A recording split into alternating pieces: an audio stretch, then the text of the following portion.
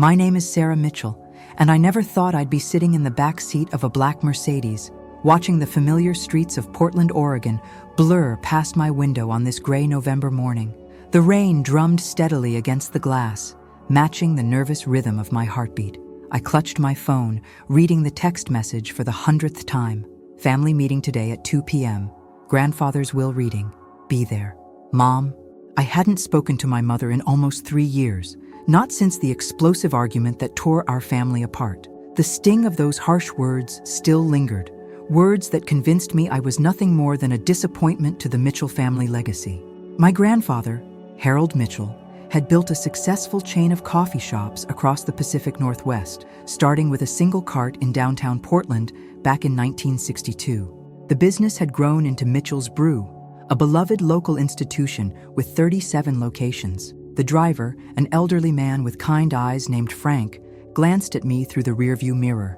"First time back home in a while?" he asked gently, his voice carrying the warm accent of someone who'd lived in Oregon his entire life. 3 years, I admitted, my voice barely above a whisper. I wasn't even sure they'd want me there today. Frank nodded knowingly. Family's complicated. "But blood is blood, miss. Sometimes people surprise you." As we turned onto Laurelhurst Avenue, I saw the imposing Victorian house where I'd spent countless childhood summers. The wraparound porch still held the same white wicker furniture, and my grandmother's rose garden, though dormant for winter, showed signs of careful tending. The house looked exactly the same, but I felt like a stranger approaching it. My chest tightened as I spotted the familiar cars in the driveway. My mother's silver Lexus sat next to my Uncle David's blue pickup truck. My cousin Jessica's red Honda was parked on the street, along with several other vehicles I didn't recognize. Through the large bay window, I could see figures moving around inside, and the warm glow of the chandelier my grandmother had loved so much. "They're all here," I murmured, suddenly questioning whether I should have come at all. "Take your time," Frank said, putting the car in park. "I'll wait here as long as you need." I took a deep breath, tasting the familiar Pacific Northwest air, crisp, clean, with a hint of Douglas fir and the distant ocean. This was home, even if it didn't feel like it anymore. My grandfather had passed away 2 weeks ago, and I'd only learned about it through a brief voicemail from my Aunt Linda. The funeral had been held 3 days later, and I hadn't been officially invited. I'd driven by the cemetery that day, watching from my car as the family I'd once been part of gathered around his casket. Harold Mitchell had been more than a grandfather to me. He'd been my mentor, my confidant, the one person who believed in my dreams when everyone else thought I was wasting my potential. After graduating from Portland State University with a degree in social work, I'd taken a job at a nonprofit organization helping homeless youth. My family saw it as throwing away the business education they'd funded, a betrayal of everything the Mitchell name represented. The argument that changed everything happened right here in this house.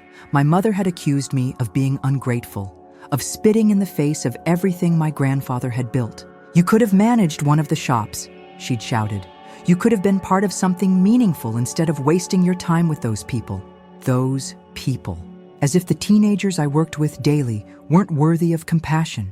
As if helping them find housing and job training wasn't meaningful work. I'd left that night and hadn't looked back, supporting myself through my nonprofit job and weekend shifts at a small independent bookstore in Southeast Portland.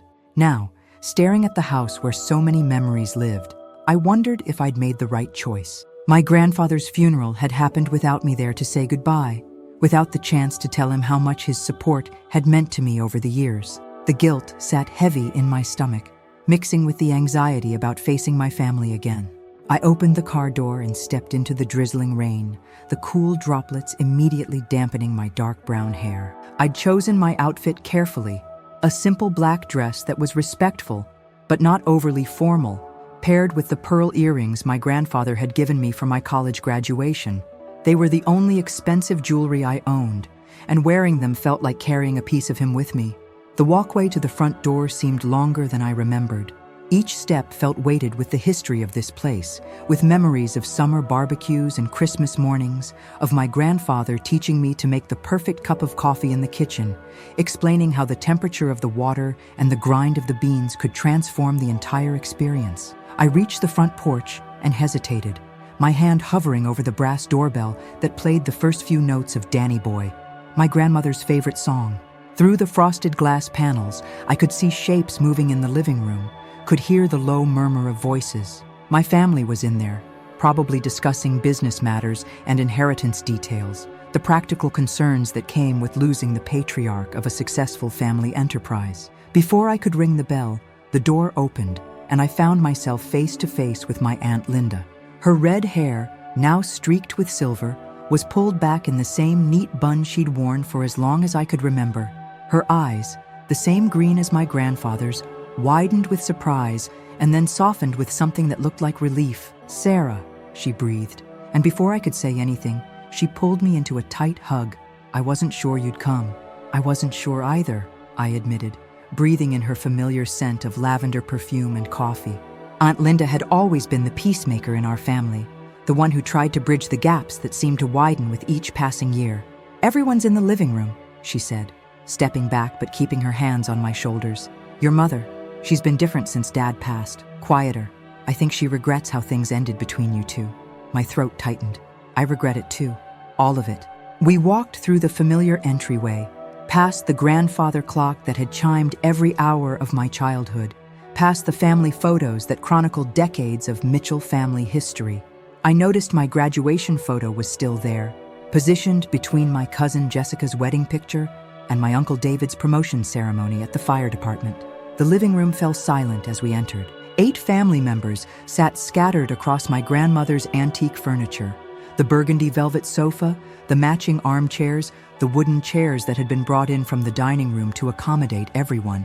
My mother sat in my grandfather's favorite recliner, looking smaller than I remembered, her blonde hair now completely gray and her face marked by new lines of grief. Our eyes met across the room, and for a moment, the 3 years of silence hung between us like a physical barrier.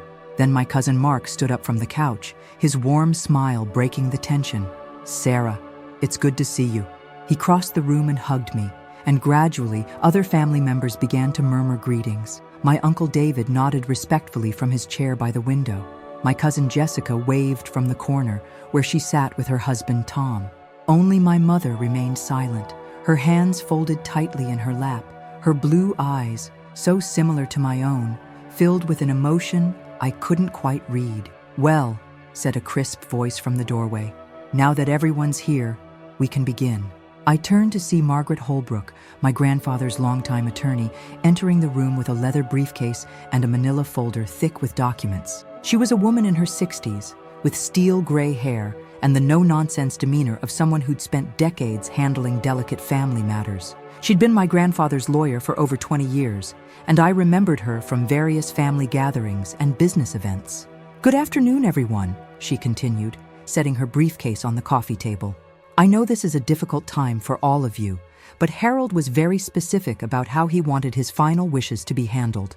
She opened the briefcase and withdrew several sealed envelopes and a stack of documents. "Before we begin with the formal reading, I need to distribute copies of the will to each family member." My stomach dropped as I watched Margaret hand out thick manila envelopes to each person in the room. Uncle David received his with a solemn nod.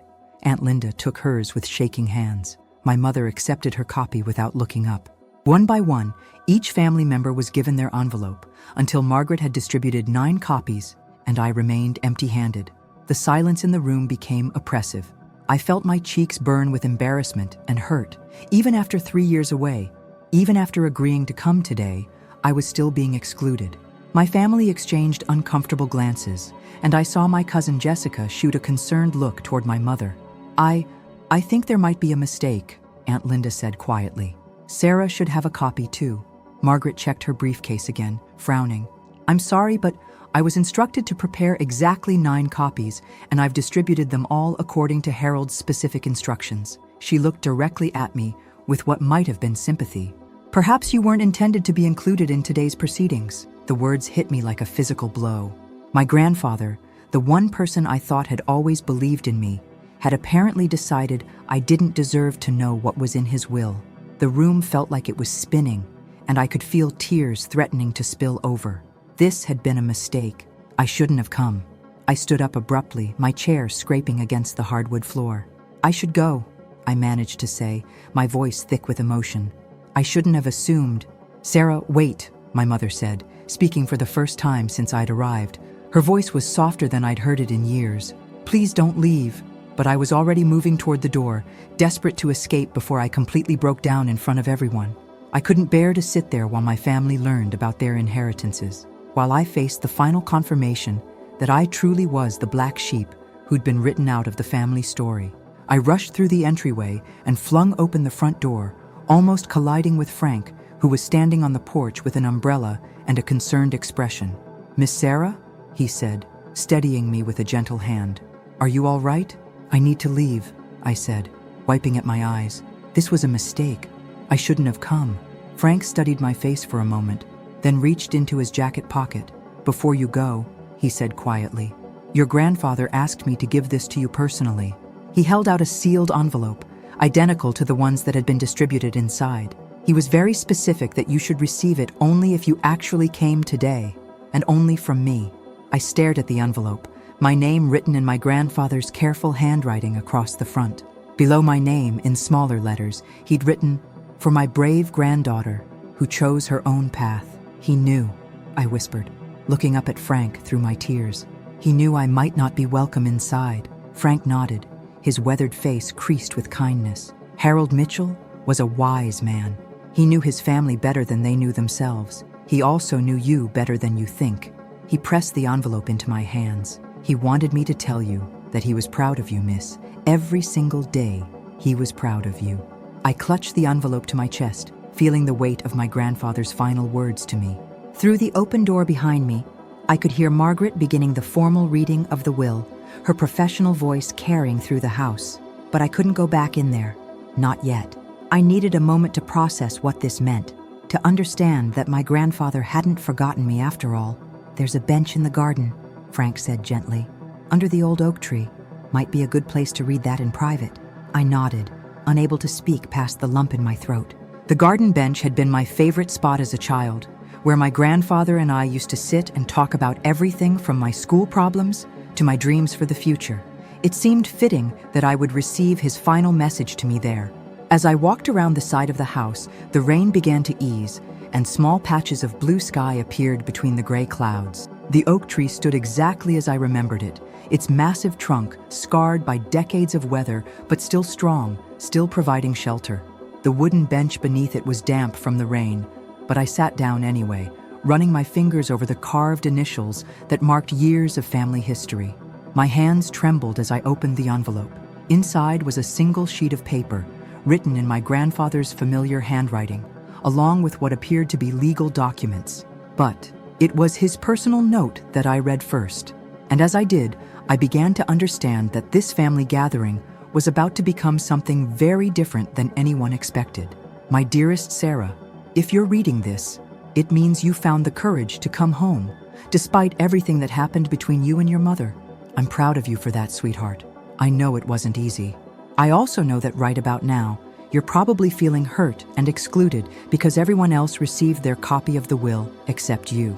I planned it this way for a reason, and I hope you'll forgive an old man his dramatic tendencies. But there are things you need to know before you walk back into that house, things that will help you understand not just what I've decided to leave you, but why." I paused in my reading, my heart pounding. The late afternoon light filtered through the oak tree's bare branches, casting shifting shadows across the page. In the distance, I could hear the muffled sounds of traffic on Burnside Street and the rhythmic dripping of rainwater from the gutters, the familiar sounds of home. "First, let me tell you about the night you left 3 years ago. Your mother came to my house afterward, crying harder than I'd seen her cry since your father died. She was devastated, Sarah. She knew she'd said terrible things she didn't really mean, but pride is a stubborn thing in our family. She was too scared to reach out to you, afraid you'd reject her the way she felt she'd rejected your choices. What your mother never told you is that she visits your nonprofit center every few months. She donates anonymously, and she always asks the receptionist how you're doing. She keeps a folder of newspaper clippings about the work you do, every mention of your programs helping local youth. She's proud of you, sweetheart, even if she's never figured out how to say it." I had to stop reading for a moment, tears blurring my vision. My mother had been keeping track of my work? All this time I'd thought she saw my career as a complete failure, a waste of my education and potential.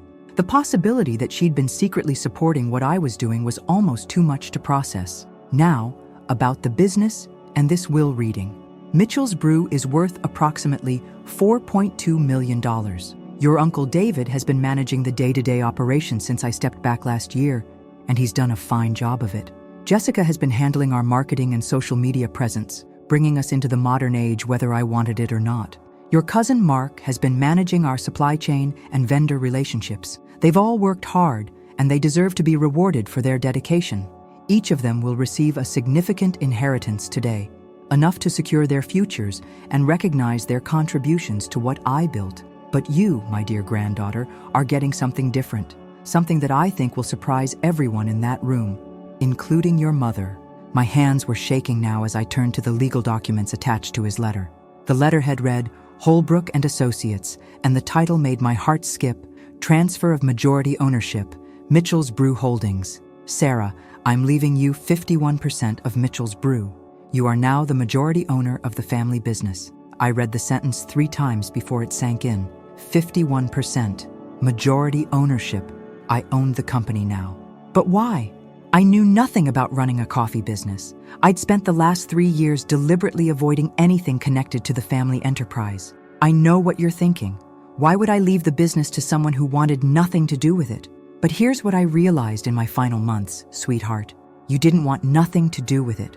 You wanted to do something meaningful with your life, something that helped people, something that made a difference. The fact that you chose a path that pays less money but serves a greater purpose tells me everything I need to know about your character.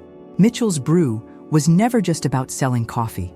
It was about creating community, about giving people a place to gather, to feel connected, to start their day with something warm and comforting. In many ways, what you do at the nonprofit isn't so different from what I've been doing for 60 years. We both try to make people's lives a little better. But I also know you can't just walk into a boardroom and start making decisions about a business you've never been part of. That's why I've structured this inheritance with some conditions that I think will benefit everyone. I flipped to the next page, scanning the legal language until I found the section that outlined these conditions. For the first year following my death, major business decisions must be made with the unanimous agreement of the board of directors, which consists of you, David, Linda, and your mother. This will give you time to learn the business while ensuring that the people who've been running it successfully can continue to do so. Additionally, I've set aside $500,000 in a separate trust fund specifically for expanding Mitchell's Brew's community outreach programs. I want you to create something that bridges what you do at the nonprofit with what we do at the coffee shops. Hire homeless youth for job training programs, offer free meeting spaces for community organizations, partner with local schools for after-school programs. Use your experience to help our business become something even more meaningful than it already is. The rest of the family will receive their inheritances as well. David gets $800,000 and the title of General Manager with a guaranteed contract for the next 5 years. Linda receives $600,000 and will continue managing our finances. Jessica gets $400,000 and will head our expanded marketing department. Mark receives $300,000 and will oversee our new community partnerships division, working directly with you. Your mother receives $1,000 and a seat on the board of directors. I'm hoping that working together on something we both care about will help you two find your way back to each other. The letter continued for another page, but I had to stop reading. The magnitude of what my grandfather had done was overwhelming. He hadn't just left me money. He'd created a way for me to merge my passion for helping people with the family business I'd run away from. He'd found a path that honored both who I was and where I came from. More than that, he'd engineered a situation where my mother and I would have to work together, where we'd be forced to communicate and collaborate. It was manipulation, but it was the loving kind, the kind that came from someone who understood his family's broken places and wanted to heal them. I stood up from the bench, the papers clutched in my hands, and looked back toward the house. Through the living room window, I could see my family still gathered around Margaret, probably listening to the details of their own inheritances. They had no idea that their lives were about to change, that the dynamics of our family business and our relationships were about to shift completely. The rain had stopped entirely now, and the late afternoon sun was breaking through the clouds, casting everything in a warm, golden light. The bare branches of the oak tree created intricate shadow patterns on the wet ground, and I could smell the rich, earthy scent of Oregon soil after rain.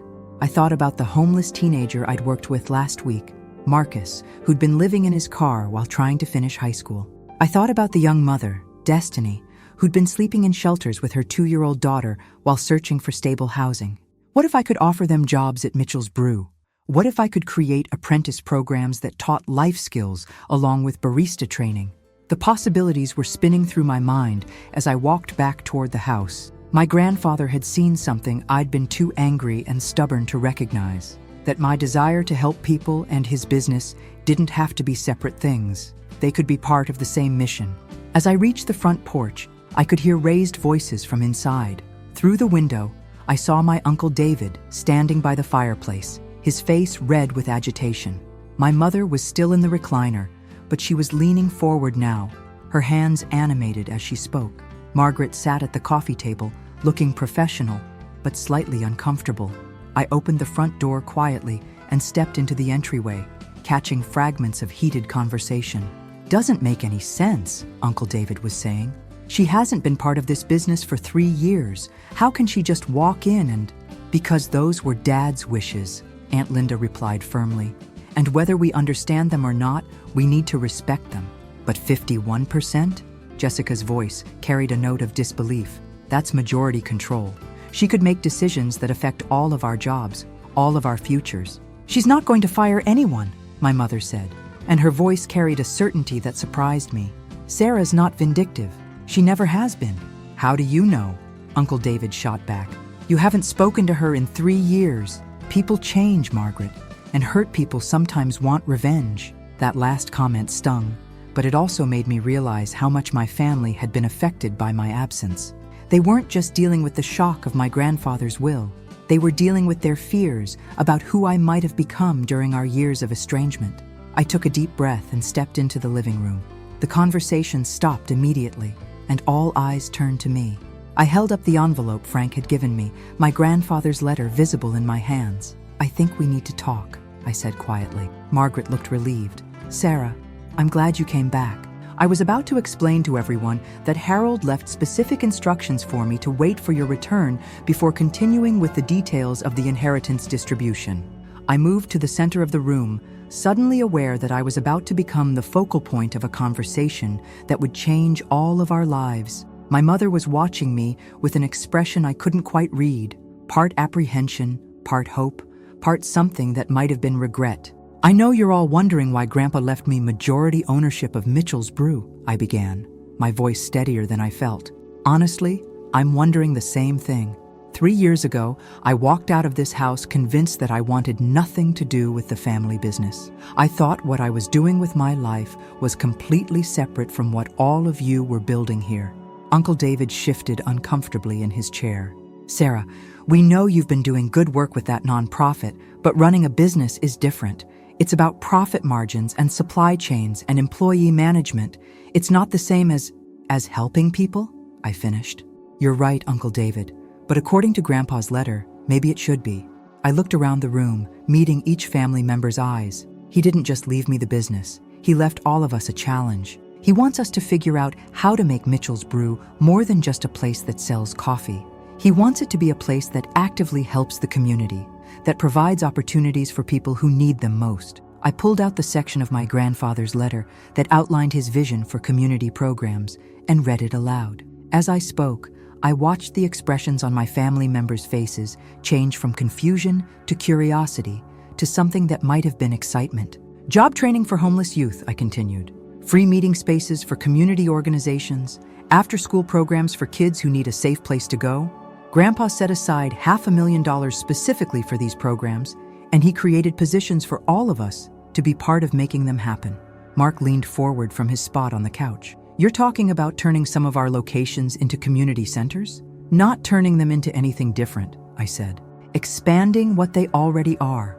Coffee shops have always been gathering places where people come to connect. What if we made that connection more intentional? What if we actively worked to bring together people who might not otherwise meet?" Aunt Linda was nodding slowly. Like the way the downtown location already hosts that book club for seniors and the poetry nights Jessica organized. Exactly, I said, feeling a spark of enthusiasm as the ideas began to take shape. But what if we expanded that? What if we had homework help sessions where high school volunteers tutored younger kids? What if we offered resume workshops for job seekers? What if we hired people who are transitioning out of homelessness and provided them with not just jobs, but support systems? Jessica sat up straighter. From a marketing perspective, that's actually brilliant. Socially conscious businesses are huge right now. People want to support companies that are making a positive impact. This isn't about marketing, my mother said quietly, and everyone turned to look at her. She was still sitting in my grandfather's chair, but there was something different about her posture now, something more engaged. This is about doing what's right, what Harold always believed we should be doing. She looked directly at me for the first time since I'd returned. Your grandfather talked about you all the time, Sarah. About the work you were doing. About how proud he was of the person you'd become. He used to say that you understood the heart of service better than any of us. I felt tears welling up again. Mom, I'm sorry. I'm sorry for the things I said, for leaving the way I did, for staying away so long. I'm sorry too, she said, her voice breaking slightly. I was scared of losing you to a world I didn't understand, so I said cruel things about work that I knew was important to you. I was wrong, sweetheart. I was so wrong. Uncle David cleared his throat, breaking the emotional moment. So what does this mean practically? How would this actually work? I took a breath, trying to shift into problem-solving mode. According to the will, for the first year, all major decisions have to be unanimous among the board members, me, Mom, Uncle David, and Aunt Linda. So nothing happens unless we all agree it's the right move. And the community programs? Mark asked. I'd love for you to head that up with me, I said. You know the business operations, and I know the nonprofit world. Together, we could probably figure out how to make this work. Margaret, who had been quietly observing our family discussion, spoke up. If I may, Harold also left detailed business projections and feasibility studies for many of these community program ideas. He's been researching this for months, possibly years. He didn't make this decision lightly. She opened another folder and spread several documents across the coffee table. He partnered with Portland State University's business school to analyze the potential impact of various community outreach programs on coffee shop revenues. The data suggests that not only would these programs not hurt profits, they would likely increase customer loyalty and attract new demographics. I moved closer to look at the charts and graphs my grandfather had compiled. He'd thought of everything: startup costs, staffing requirements, potential partnerships with existing community organizations, even preliminary designs for reconfiguring some of the shop layouts to accommodate meeting spaces and tutoring areas. He really did his homework, I murmured, feeling a new wave of love and gratitude for the grandfather who'd continued to support my dreams even when I'd thought he'd given up on me. There's one more thing, Margaret said, reaching into her briefcase. Harold recorded a video message for all of you to watch together. He wanted me to play it after the initial shock of the will reading had settled a bit. She pulled out a tablet and set it on the coffee table, angling it so everyone could see the screen. With a few taps, my grandfather's familiar face appeared, sitting in his favorite chair in his apartment downtown. He looked frailer than I remembered, but his eyes still held the sharp intelligence and warmth that had made him such a beloved figure in our family and community. Hello, my dear ones, his recorded voice said, and I felt my throat tighten at hearing him speak again. If you're watching this, it means Margaret has successfully navigated the rather dramatic will reading I designed, and you're all sitting together trying to figure out what the hell the old man was thinking. Despite everything, I found myself smiling. That was my grandfather, always able to find humor even in the most serious moments. I suppose I owe you an explanation for the rather unconventional way I've distributed the family assets. The truth is, I've been watching all of you for years, trying to understand what each of you needed. Not just financially, but emotionally and spiritually. The camera zoomed in slightly on his face, and I could see the love and concern in his expression. David, you've been the steady hand that kept the business running when my arthritis made it hard for me to be there every day. You deserve security and recognition for that dedication. Linda, you've been the financial backbone of our operations, but more than that, you've been the emotional backbone of our family. You're the one who remembers birthdays and organizes gatherings and makes sure we don't drift apart completely." Aunt Linda wiped tears from her eyes as my grandfather continued. "Jessica and Mark, you represent the future of what Mitchell's Brew can become. Your ideas about social media and community engagement have already started to transform how we connect with our customers. I'm excited to see where you take those innovations." He paused, and his expression grew more serious. "Margaret, my eldest daughter, you've carried the burden of family leadership for too long. You've felt responsible for everyone's happiness, everyone's success, everyone's relationships. That's too much weight for one person to bear. But more than that, you've let fear drive too many of your decisions, especially when it came to Sarah." My mother made a small sound, somewhere between a sob and a sigh. "And Sarah," my grandfather's voice continued, his tone becoming warmer. "My brave, stubborn, idealistic granddaughter. You broke my heart when you left, not because you chose a different path, but because I'd failed to help you see that your path and our path didn't have to be separate. The work you do, helping people find stability and hope, that's exactly what I've been trying to do with Mitchell's Brew for 60 years. I just used coffee instead of social services. I was crying now, not caring that my family could see my tears. The inheritance I've structured isn't really about money or business ownership. It's about bringing together the different pieces of what our family does best. Your mother's leadership skills, David's operational expertise, Linda's financial wisdom, Jessica and Mark's innovative thinking, and Sarah's understanding of how to serve people who need help most." My grandfather leaned forward in his chair, speaking directly to the camera. "I'm asking you to build something together that none of you could create alone. I'm asking you to forgive old hurts and embrace new possibilities. I'm asking you to remember that the best inheritance I can leave you isn't money. It's the chance to make each other's dreams possible." The video ended, leaving us all in silence. The living room felt charged with emotion and possibility, as if my grandfather's presence still lingered in the space between us. Finally, my mother spoke. "Well," she said, a shaky laugh in her voice, "I guess we have some work to do." The next morning, I woke up in my childhood bedroom for the first time in 3 years. My mother had insisted I stay the night rather than drive back to my apartment in Southeast Portland. And after the emotional intensity of the previous day, I'd been too drained to argue. Everything looked exactly as I'd left it. The lavender walls I'd painted in high school, the bookshelf crammed with young adult novels and college textbooks, the corkboard still covered with photos of friends and concert tickets from my university years. Sunlight streamed through the gauze curtains, and I could hear familiar morning sounds drifting up from the kitchen. The burble of the coffee maker, the soft scrape of a chair being pulled out from the table, the rustle of newspaper pages. My mother had always been an early riser, and the ritual of her morning coffee was as predictable as sunrise. I pulled on jeans and a sweater and made my way downstairs, following the scent of Columbia River Blend, my grandfather's favorite coffee, which I recognized immediately. Mom was sitting at the kitchen table with a steaming mug and the Sunday edition of the Oregonian spread out in front of her. She looked up when I entered, offering a tentative smile.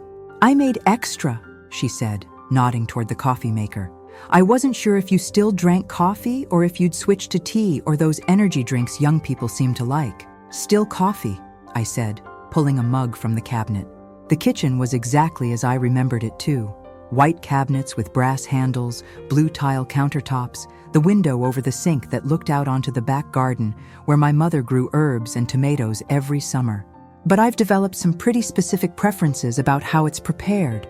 Occupational hazard of inheriting a coffee business, I guess. We both laughed at that, a small moment of shared humor that felt like a tiny bridge across the gulf of our estrangement. I poured coffee and sat down across from her, wrapping my hands around the warm mug. "Mom, can I ask you something?" "Of course. Grandpa's letter mentioned that you've been donating to my nonprofit, anonymously." I studied her face, watching for her reaction. "Is that true?" She set down her coffee and folded her hands in her lap. "Yes, every quarter for the past 2.5 years. $5,000 each time." I stared at her. "5,000? Mom, that's significant money for our budget. We've been wondering where those donations were coming from." I wanted to help, but I didn't know how to reach out after everything that had been said. "I was afraid you'd reject the money if you knew it came from me." She looked down at her hands. I used to drive by your building sometimes, just to see if your car was there, to know you were okay. I know that probably sounds pathetic. It doesn't sound pathetic, I said softly. It sounds like a mother who missed her daughter. We sat in comfortable silence for a few moments, sipping our coffee and letting the morning light fill the space between us. Finally, my mother spoke again. Your grandfather called me 2 weeks before he passed away. He said he had something important to discuss and asked me to come over for dinner. She smiled sadly. You know how he was about his cooking.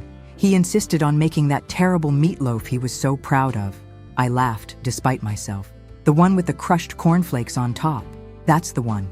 Anyway, after dinner, he sat me down and told me about his plans for the will. I was shocked, Sarah. Not just about you inheriting the majority share, but about everything. The community programs, the board structure, all of it. What did you think when he told you? She was quiet for a long moment, considering her words.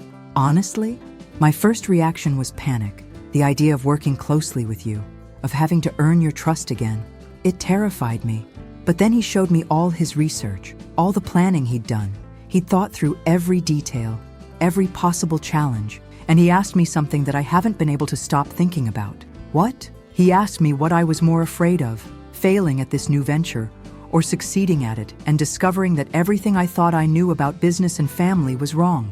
She met my eyes. I realized I was more afraid of succeeding because it would mean admitting that I'd been wrong about your choices, wrong about what constitutes meaningful work, wrong about a lot of things. I reached across the table and covered her hand with mine. You weren't wrong about everything, Mom. You taught me about responsibility and hard work and treating people with respect. Those weren't wrong lessons, but I was wrong about your work not being valuable. I was wrong to make you feel like you had to choose between your values and your family. Her voice grew stronger. And I was wrong to let pride keep us apart for 3 years. Before I could respond, my phone buzzed with a text message. I glanced at the screen and saw it was from Marcus, one of the teenagers I worked with at the nonprofit. Hey Sarah, can you help me with my job application for that grocery store position? I'm nervous about the interview part. Work? My mother asked, noticing my expression. One of my clients. He's applying for his first real job and he needs help with interview preparation. I started to type a response, then paused. Actually, Mom, can I ask you something? You've hired a lot of people over the years for various positions. What do you think would be the most important things for a 19-year-old with no work experience to know about job interviews? My mother's face lit up with interest. Well, the basics are important. Being on time, dressing appropriately, making eye contact.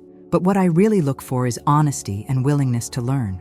I'd rather hire someone who admits they don't know something but shows enthusiasm for learning it than someone who pretends to have experience they don't have. I typed her advice into my response to Marcus, then looked back at her. Would you be willing to help me set up mock interview sessions for some of my clients? Not as part of the Mitchell's Brew programs, just as a way to help them prepare for job searches in general? I would love that, she said immediately. I've always wondered about the people you work with, what their stories are, what challenges they face. I'd like to understand that part of your life better. We spent the next hour talking about my work at the nonprofit, the success stories, the heartbreaking setbacks, the small victories that made everything worthwhile. My mother listened intently, asking thoughtful questions and offering insights from her business experience. For the first time in years, I felt like I was talking to someone who genuinely wanted to understand what I did and why it mattered to me. Around 10 o'clock, Aunt Linda called to ask if we wanted to meet her and Uncle David at the downtown Mitchell's Brew location to walk through the space and start brainstorming about the community programs. The idea of stepping into one of the family coffee shops as an owner rather than just a customer felt surreal, but I was eager to see the business through new eyes. The drive downtown took us through familiar Portland neighborhoods, past the food truck pods and vintage shops that gave the city its distinctive character. My mother pointed out changes that had happened during my 3-year absence. New buildings, closed businesses, the ongoing construction projects that seemed to be a permanent feature of Portland's landscape. The downtown shop has changed quite a bit, she said as we turned onto West Burnside. Jessica convinced your grandfather to renovate last year. It's much more open now, better for hosting events. Mitchell's Brew occupied the ground floor of a historic brick building with large windows that looked out onto the tree-lined street. I'd been here countless times as a child and teenager, but I'd avoided it completely during my years of estrangement from the family. Seeing the familiar green and gold sign with my grandfather's original logo, a simple coffee cup with steam rising in the shape of Oregon's outline, brought back a flood of memories. Uncle David and Aunt Linda were waiting for us inside, along with Jessica and her husband Tom. The interior had indeed been transformed since my last visit. The old mismatched tables and chairs had been replaced with a cohesive mix of communal tables, cozy armchairs, and booth seating. One entire wall was covered with local artwork, and there was a small performance area in the corner where someone could set up for acoustic music or poetry readings. "Sarah," Jessica greeted me with a hug. "I'm so excited to start working on these community programs with you. I've been researching what other coffee shops around the country are doing with social impact initiatives, and there are some really innovative models we could adapt." She pulled out her tablet and showed me examples of coffee shops in Seattle and Austin that had successfully integrated job training programs, homeless services, and community meeting spaces into their business models. One shop in Denver had partnered with a local high school to offer after-school tutoring, and their customer loyalty had increased by 40%. "The key seems to be authenticity," Jessica explained. "Customers can tell when social programs are just marketing tactics versus when they're genuine expressions of the business's values. The successful programs are the ones where the community work is integrated into the daily operations, not just tacked on as an afterthought." Uncle David was standing near the counter, examining the layout with a practical eye. "The challenge is going to be managing the logistics," he said. "If we're hosting tutoring sessions during our evening rush, we need to make sure we have enough space for both regular customers and program participants. We can't sacrifice the core business for the community programs. What if we designated specific areas for different activities?" I suggested, walking around the space and trying to visualize how it might work. "The performance corner could be used for homework help in the afternoons and community meetings in the evenings. We could install some movable partitions to create semi-private spaces when needed." Aunt Linda was taking notes on her phone. "We'd need to think about staffing too. If we're hosting programs that serve vulnerable populations, we'd want to make sure our employees are trained in trauma-informed customer service." "I could help with that training," I offered. "It's something we focus on heavily at the nonprofit. And actually, some of our former clients who've gotten stable housing and employment might be interested in part-time positions here. They'd bring lived experience to the community programs." As we talked, other customers came and went. Sunday morning regulars getting their coffee and pastries, a group of college students settling in with laptops and textbooks, an elderly couple sharing a newspaper and a blueberry scone. I watched the easy interactions between the baristas and customers, the way people seemed genuinely happy to be in this space. "You know what strikes me?" I said, pausing in our planning conversation. "This place already functions as a community center in a lot of ways. People meet here for first dates and business meetings and study sessions. We're not trying to turn it into something different. We're just trying to be more intentional about the community building that's already happening." Tom, who had been quietly observing our discussion, spoke up. "From a customer perspective, that's exactly right. I come here because it feels welcoming and comfortable. If you added programming that made it even more connected to the community, that would just enhance what I already love about this place." We spent another hour walking through different scenarios and possibilities. Mark arrived partway through and shared some preliminary research he'd done on partnerships with local organizations. Portland State University was interested in providing student volunteers for tutoring programs. The Multnomah County Library wanted to explore satellite homework help services. 3 different social service agencies had expressed enthusiasm about using the space for client meetings and support groups. "The community is already interested," Mark reported. "I think we'll have more partnership opportunities than we can handle." By the time we left the coffee shop, I felt energized in a way I hadn't experienced in months. The prospect of combining my nonprofit experience with my family's business expertise felt like it could create something genuinely innovative and impactful. More than that, working on this project was already bringing my family together in ways that felt natural and collaborative.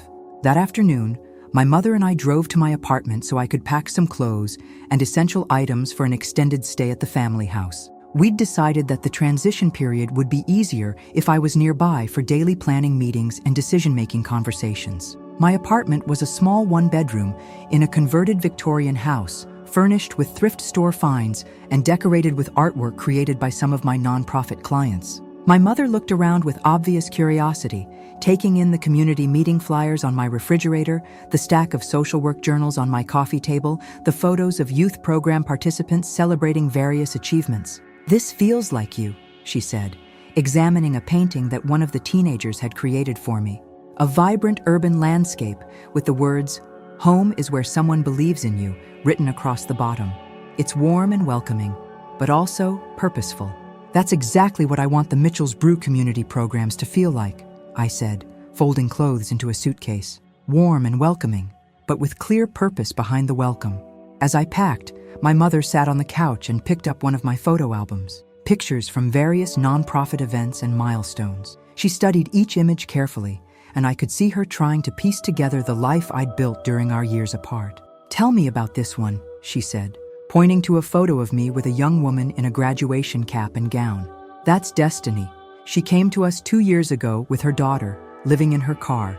We helped her find transitional housing, and she enrolled in a medical assistant training program. She graduated last month and just started working at a clinic in Beaverton." I sat down next to my mother on the couch. Her little girl, Amaya, is 3 now. They have their own apartment, and Destiny is saving money to buy a car. "And this one? That's Marcus, the one who texted me this morning about job interview help. He aged out of foster care at 18 with nowhere to go. We connected him with housing and helped him finish high school. He's been volunteering at our center for 6 months while he looks for steady employment." My mother studied the photo for a long moment. "He looks like he could be one of my employees," she said thoughtfully. "I mean that in the best way. He has an honest face, and you can see intelligence in his eyes. He's incredibly smart. He taught himself basic computer programming using library computers, and he's been helping us update our client database system." I looked at the photo, remembering the scared, defensive teenager Marcus had been when he first came to us. "He just needs someone to give him a chance to prove himself." "What if we did?" my mother said suddenly. "What do you mean?" "What if Mitchell's Brew was that someone? What if Marcus was one of our first community program hires?" She turned to face me fully. "You said he has computer skills and volunteer experience. Those are exactly the qualifications we'd want for someone helping to coordinate community programming." I stared at her, feeling a flutter of excitement. "You're serious?" "Completely. We're going to need staff dedicated to the community programs, right? People who understand both customer service and social services? Marcus sounds like he could be perfect for that role."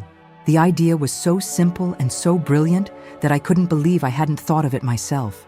Who better to help other young people navigate challenges than someone who had successfully navigated those same challenges? Who better to bridge the gap between our business customers and our community program participants than someone who understood both worlds? "There would be logistics to work out," I said, my mind already racing through possibilities. Background checks, training, figuring out the right job description and pay scale. "But those are solvable problems," my mother said. "The important thing is that this feels right. It feels like something your grandfather would have loved." That evening, back at the family house, we called an impromptu meeting with Uncle David, Aunt Linda, and the cousins. I told them about Marcus and proposed the idea of hiring him as our first community program coordinator. The response was unanimously positive, with everyone contributing ideas about how to structure the position and what kinds of training and support he would need. "I like the symbolism of it," Aunt Linda said. "Our first community hire being someone who represents the population we're trying to serve. It sends a clear message about our values and priorities. Plus, from a practical standpoint, he'll be able to relate to program participants in ways that those of us who've never experienced homelessness or foster care simply can't," Jessica added. Uncle David was nodding thoughtfully. "We'll want to pair him with an experienced employee for the first few months, someone who can teach him the business operations while he teaches us about effective community outreach." As we talked, I felt the same sense of possibility that had energized me at the coffee shop earlier. This wasn't just about hiring one person. It was about creating a model for how the business could provide opportunities while also improving our services. If Marcus succeeded in this role, we could hire other program graduates for similar positions at other locations. By the end of the evening, we had a plan. I would contact Marcus the next morning to gauge his interest. If he was enthusiastic about the opportunity, we would set up a formal interview process that included the whole family, both to evaluate his fit for the position and to help him understand the scope of what we were trying to build. "There's one more thing," my mother said as we were wrapping up the meeting.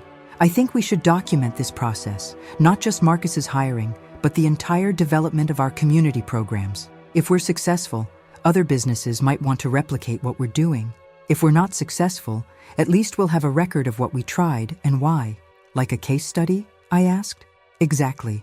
Jessica could handle the social media documentation, and maybe we could partner with Portland State's business school to create an academic analysis of our model. Your grandfather always believed in sharing knowledge that could help other people succeed. As the family meeting broke up and everyone headed home, I felt a profound sense of gratitude for the journey that had brought me back to this house, to these people, to this unexpected opportunity to merge my passion with my heritage. 3 days ago, I'd been estranged from my family and convinced that I could never be part of their world. Now, I was not only part of it, I was helping to reshape it into something that honored both where we'd come from and where we wanted to go. That night, lying in my childhood bed, I thought about my grandfather and the elaborate plan he'd orchestrated to bring us all together.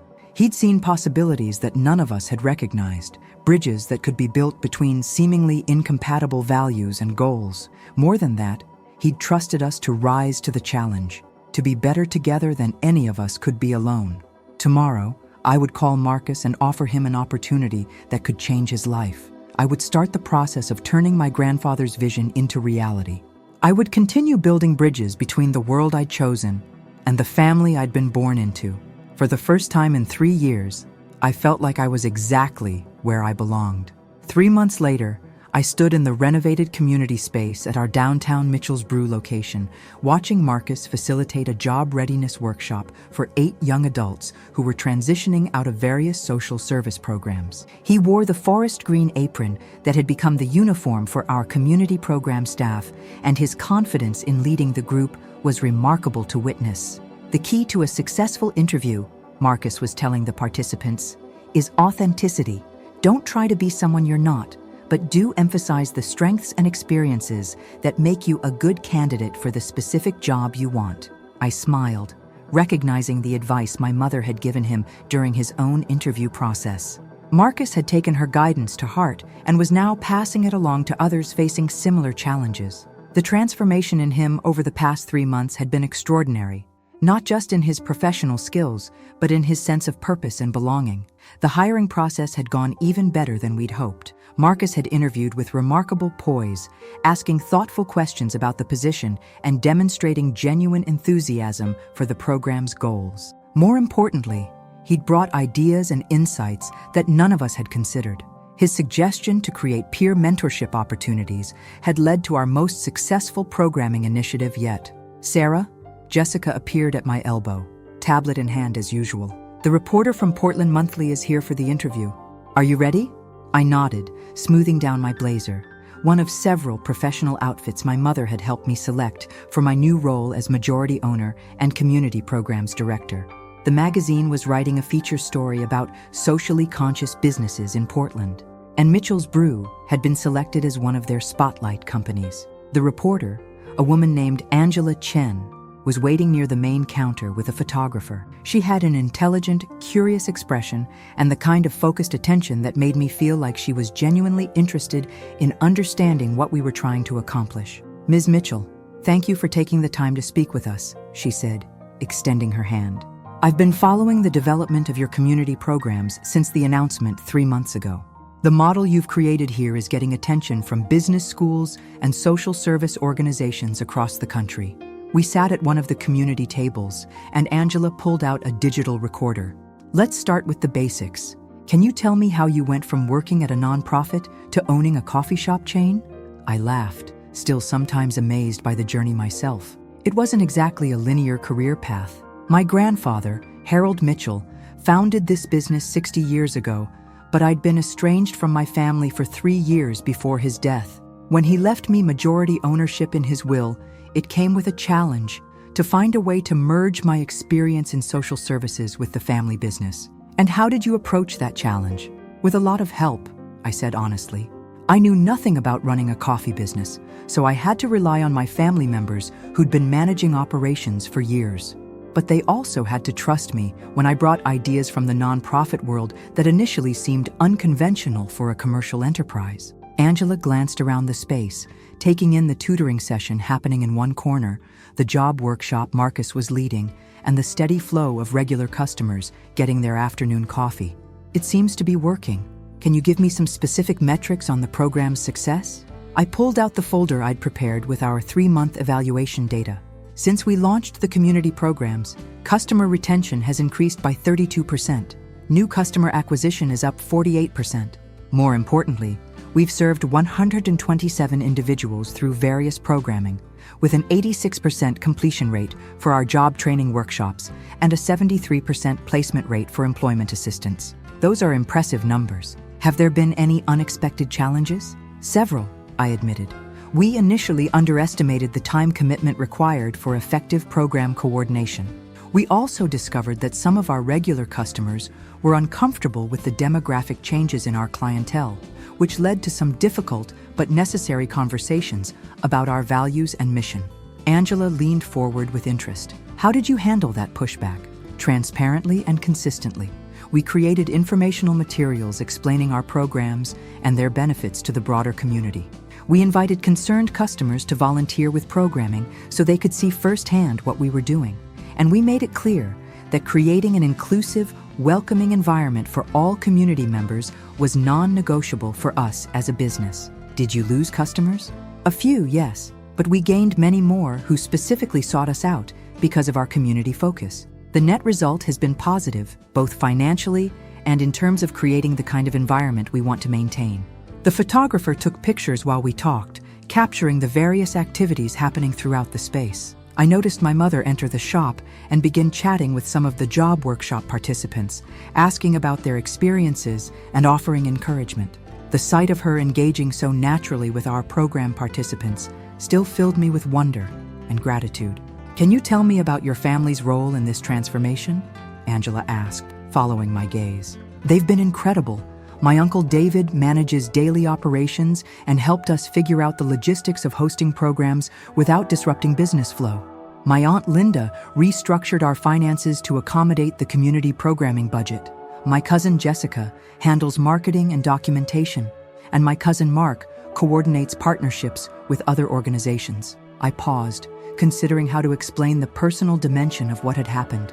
But the most meaningful change has been in my relationship with my mother. Working together on something we both care about has allowed us to reconnect in ways I never expected. She's become one of our most effective volunteer workshop facilitators. What would you say to other business owners who are considering similar community integration programs? Start small and be authentic. Don't try to create programming just because it's trendy or looks good for marketing purposes. Identify what your community actually needs and think honestly about what resources and expertise your business can contribute to addressing those needs. I glanced over at Marcus, who was now helping one of the workshop participants practice handshake techniques. Also, be prepared to learn as much as you teach. Our program participants have brought insights and perspectives that have made us better at everything we do, not just community outreach. After the interview concluded and Angela left to write her story, I walked around the shop, checking in with different activities and conversations. The afternoon rush was beginning, and I loved watching how seamlessly our regular business operations and community programming flowed together. At the counter, I found Destiny, the young mother I'd worked with at the nonprofit, taking an order from a customer with professional confidence. She'd been hired as a barista 2 months ago and had quickly become one of our most popular employees. Her daughter Amaya was coloring at a nearby table, supervised by one of our volunteer tutors who specialized in early childhood development. How's the afternoon going? I asked Destiny during a brief lull between customers. Really well. Mrs. Patterson stopped by again to check on Amaya's progress with letters and numbers. And that businessman from the law firm upstairs said he wants to donate books for our children's reading corner. She smiled broadly. I love how everyone here feels like they're part of something bigger, you know? That evening, our family gathered for our weekly planning meeting, a tradition we'd established to coordinate the various aspects of our expanding programs. We met in the private dining room at my mother's house, around the same table where we'd had so many Sunday dinners during my childhood. I have some exciting news, Aunt Linda announced, spreading financial reports across the table. Our third quarter profits are up 18% compared to the same period last year. The community programs aren't just breaking even, they're actually contributing to our bottom line through increased customer loyalty and foot traffic. Uncle David looked pleased, but unsurprised. The operational metrics support that. Our average transaction amounts have increased, and customers are staying longer, which means they're more likely to make additional purchases. From a marketing perspective, Jessica added, we're getting organic social media engagement that we never could have achieved through traditional advertising. Customers are sharing stories about the programs and recommending us to friends who want to support socially conscious businesses. Mark pulled out his tablet to show us partnership proposals he'd been developing. I've got 3 other coffee chains in different cities that want to pilot similar programs, and Portland State's business school wants to use us as a case study for their social entrepreneurship curriculum. My mother, who had been quietly listening to these reports, spoke up. All of this is wonderful, but I think we need to stay focused on our primary mission. We're not trying to become famous or create a franchise model. We're trying to serve our community effectively. Mom's right, I agreed. But I do think there's value in sharing what we've learned with other businesses that want to create similar programs. If we can help other communities develop their own versions of what we're doing, that multiplies our impact significantly. We spent the next hour discussing various proposals and opportunities, weighing them against our core values and capacity constraints. The conversation felt natural and collaborative, with each family member contributing their expertise while staying aligned with our shared goals. As we were wrapping up the meeting, my phone rang with a call from an unknown number. I almost let it go to voicemail, but something made me answer. Sarah, this is Dr. Jennifer Walsh from Portland State University's School of Social Work. I hope you don't mind me calling in the evening. Not at all. What can I do for you?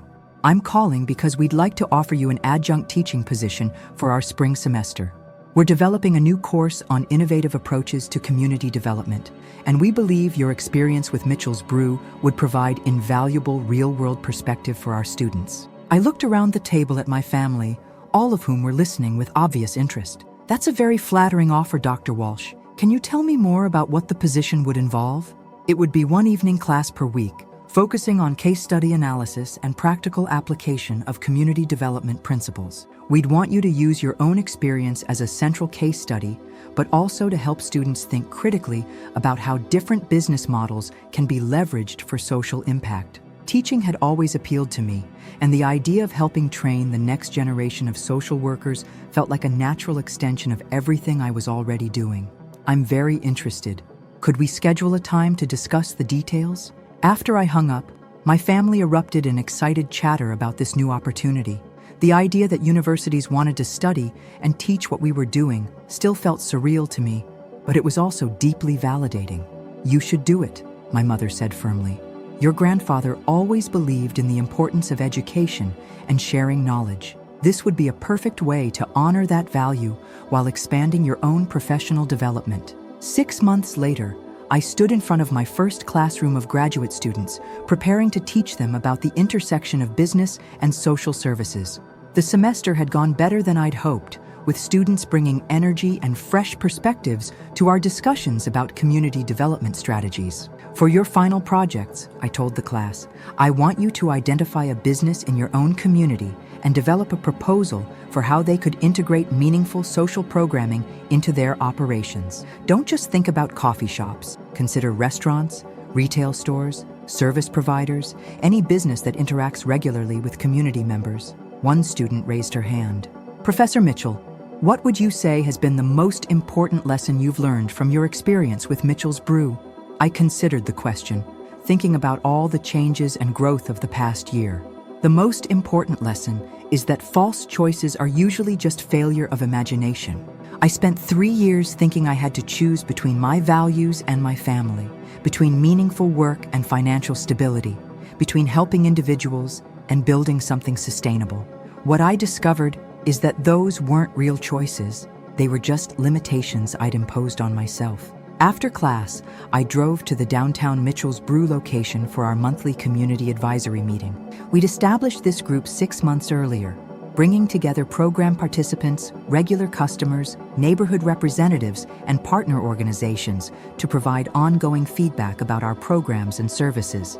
The meeting was already in progress when I arrived, with Marcus facilitating a discussion about expanding our homework help programming to include adult literacy services. The conversation was animated and productive, with multiple perspectives being heard and considered. "The demand is definitely there," reported Linda Gonzalez, a representative from the local library system. "We have a waiting list for our adult literacy classes, and having additional tutoring support at Mitchell's Brew could help us serve more people. From a logistics standpoint," added Tom Henderson, one of our regular customers who'd become an enthusiastic volunteer, "we'd need to think about scheduling and space allocation. The adult learners might need different accommodations than our current youth programming." I listened to the discussion with deep satisfaction. This was exactly what my grandfather had envisioned: a community space where different people could come together to solve problems and support each other's growth. The business provided the platform, but the community provided the energy and direction. After the meeting, I walked home through the familiar Portland streets, thinking about how much had changed in just 1 year. The relationship with my mother had healed and grown stronger than it had ever been. My work felt meaningful and sustainable in ways I'd never thought possible. The business was thriving while making a genuine difference in people's lives. Most importantly, I'd learned that belonging wasn't something I had to choose between my values and my family. It was something I could create by bringing those two parts of my life together. My phone buzzed with a text from Marcus. "Hey Sarah, got accepted to Portland State's business program. Part-time so I can keep working with community programs. Thanks for believing in me." I smiled, remembering the scared 19-year-old who'd come to my nonprofit office just over a year ago, desperate for help and convinced that no one would ever give him a real chance. Now he was not only succeeding in his role with us, but preparing to expand his skills and opportunities even further. That was the real measure of our success, not the financial metrics or media attention, but the individual lives that were being transformed through the opportunities we were creating together.